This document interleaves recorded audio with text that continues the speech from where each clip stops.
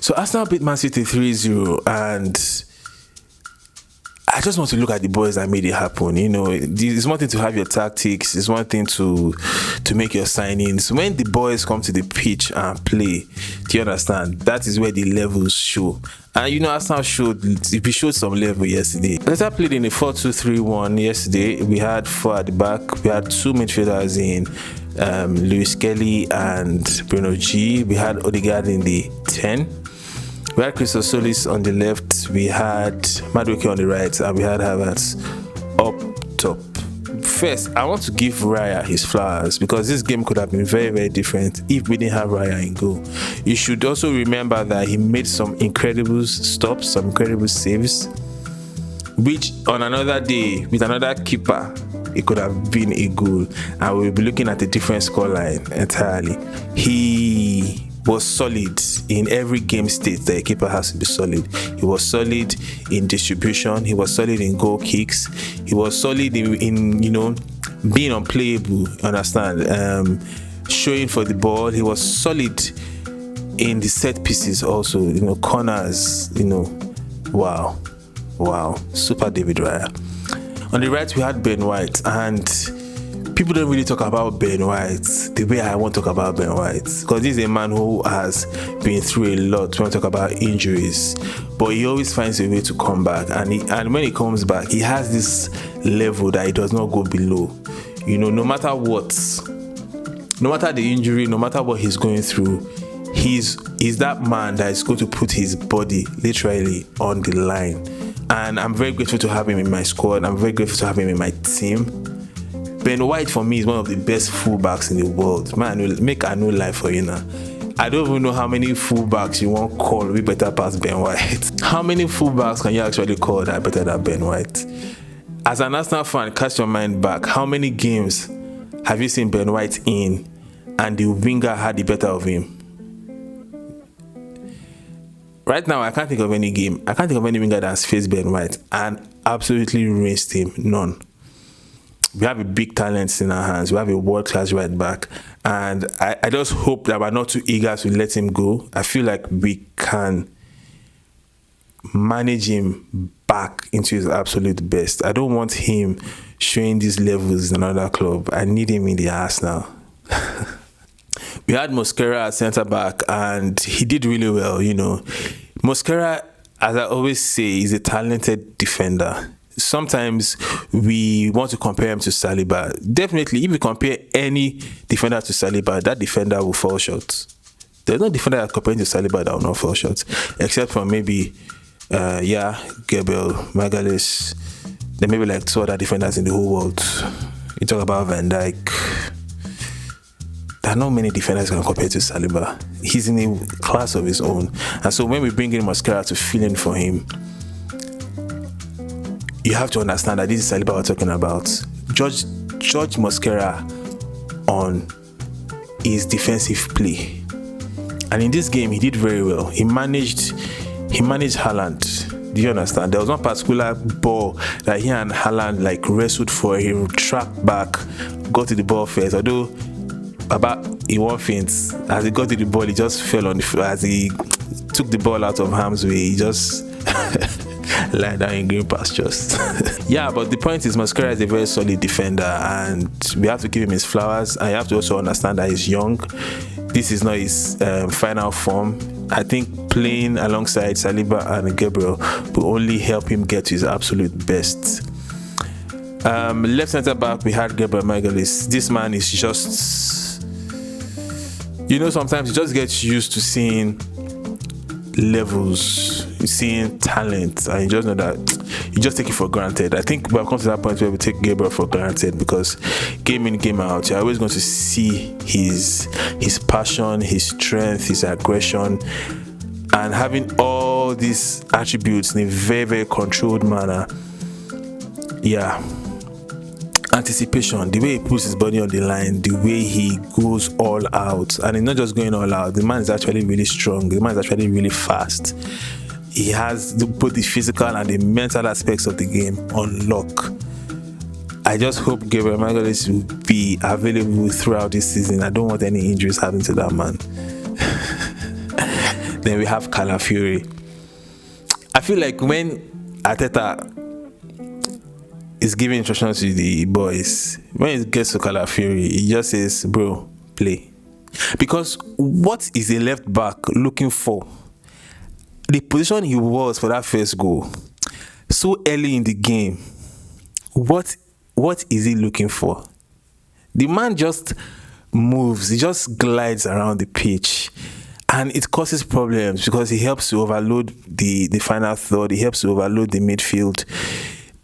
You can't really put a script to this guy. He just plays according to how he feels. And he plays in such a matured manner that he's very, very trusted, because you can't say there's a fall-off in his defensive duties. Somehow, he's always or mostly there. There's no time you have an attacker going down that left and you won't have Calafiori to answer. So it's very, very, very like out of this world. It's very unicornish to have a player like that has both the attacking and defensive on lock. And he's attacking like a striker, like a winger. Like, see the way he scored this goal. Look at the way he took Donnarumma out. Bro, Calafiori, big Cala. This guy is world class. He's I don't you know what? Make this season just enter, like maybe just get to January. I have some agenda that I'm cooking. I don't want to bring it out now because it's not yet done. But agenda is coming. Bruno G also played in this game. I think the trust the manager has in this player, his debut against Man City, he played well. Nothing too flashy, but you don't really expect anything so flashy from a 6. He had everything in lock, and some people may want to talk now on Bruno G on his performance, but Odegaard playing the way he played today can also be as a result of having a son like Bruno G behind you, because that freedom to move, that freedom to glide, knowing that okay, the space behind is protected. I don't know if you understand what I'm trying to say. Bruno G had a nice game. Bruno G is an experienced player, assured, did what he had to do. I really loved his performance, and I'm hoping for more of that. Our baby Miles Lewis Kelly. This I don't know if to call him a man or a boy, but this man has grown before us. Do you understand? Patience. And every time he has had his chance, he has always shown himself. The assists, the vision, in that gameplay, there's so many moving parts that cannot come together except you are looking at a world-class midfielder. Do you understand? Like the balance to hold off those players.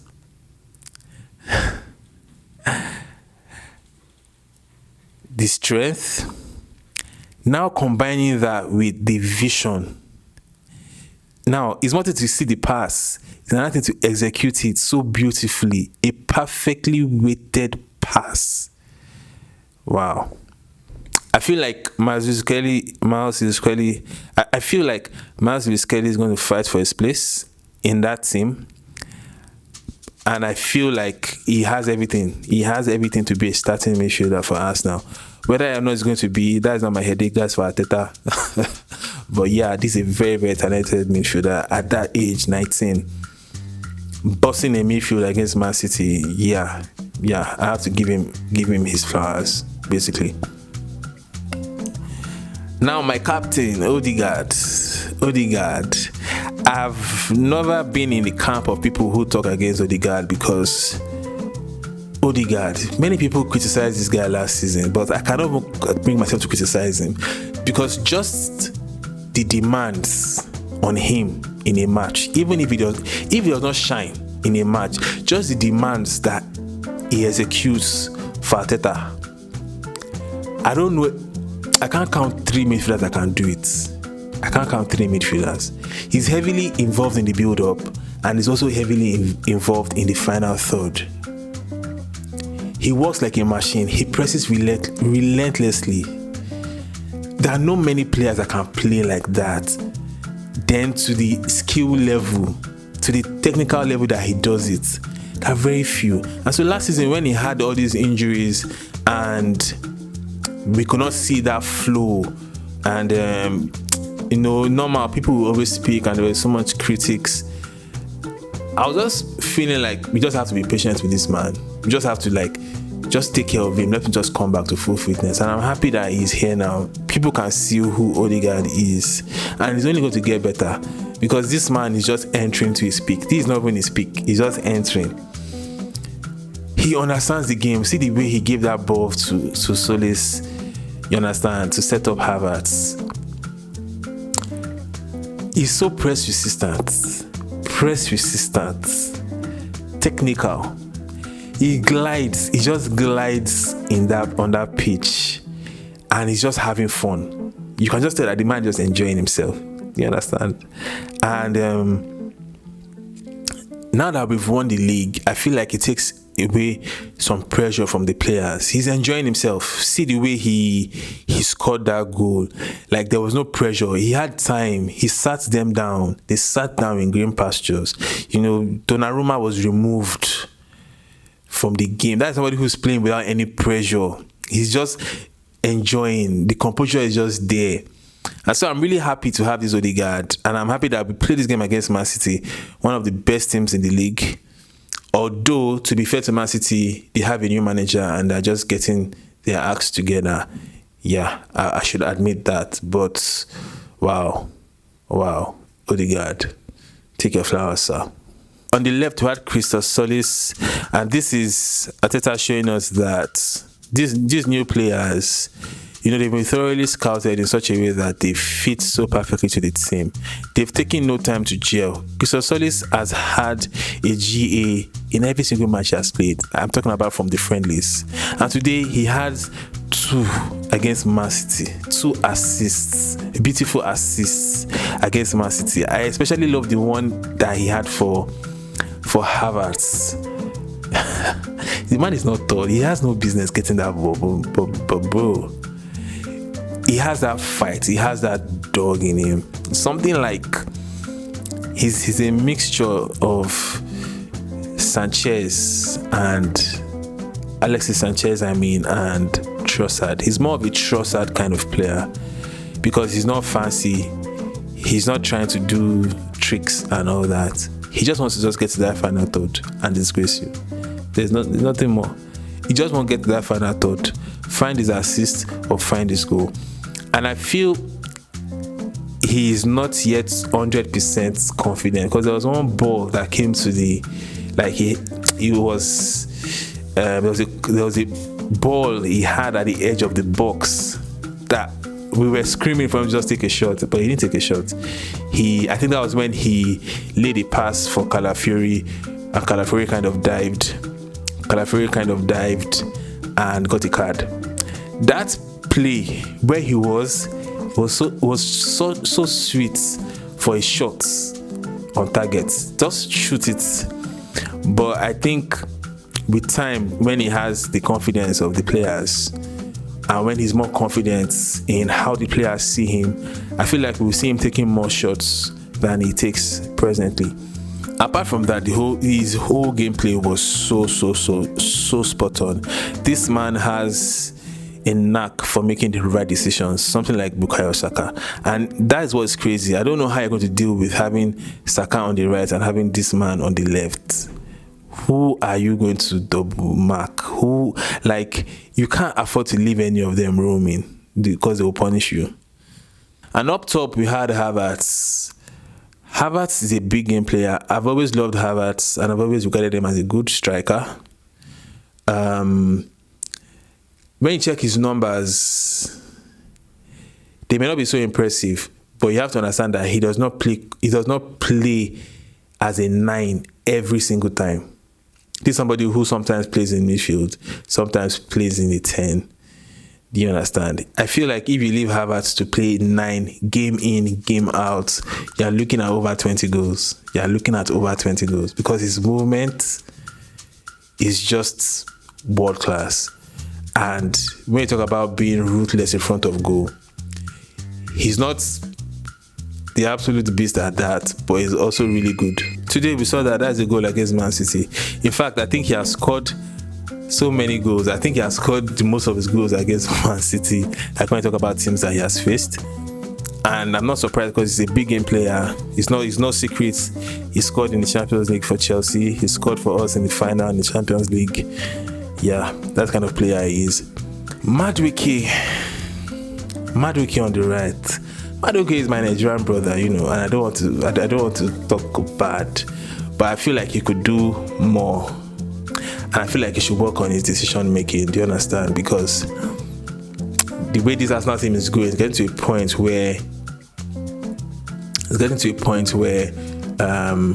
you have to fight for your place. And Madueke is, for me, is a flair kind of winger. And what happens with this kind of wingers is that in some games it opens up, and some games does not just work out fine like that. This game, he still got past his man, but you know, just that final ball, that final decision, I think it was lacking.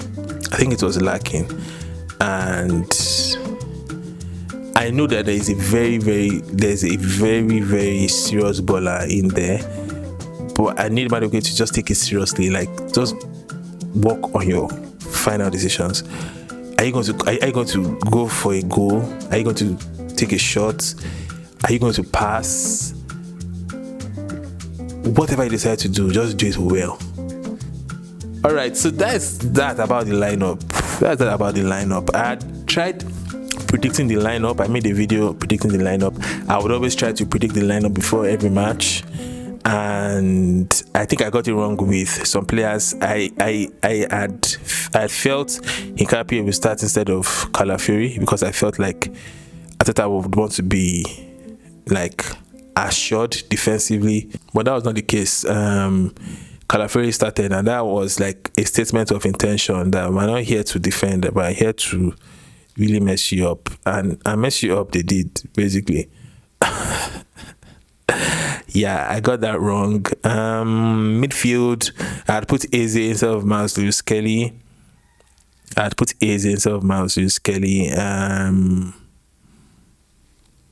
Then on the right, I had Martinelli instead of Madueke. Which was because I had forgotten that Madueke actually played in the friendlies. So, yeah. So, I think I got 9/11. Yeah, 9/11 is good. Yeah, my ball knowledge is... Alright, I'm following the Gunner, and I make Arsenal videos weekly. Please like, subscribe. It's more fun when you join me in this. And until the next video, come on, you Gunners.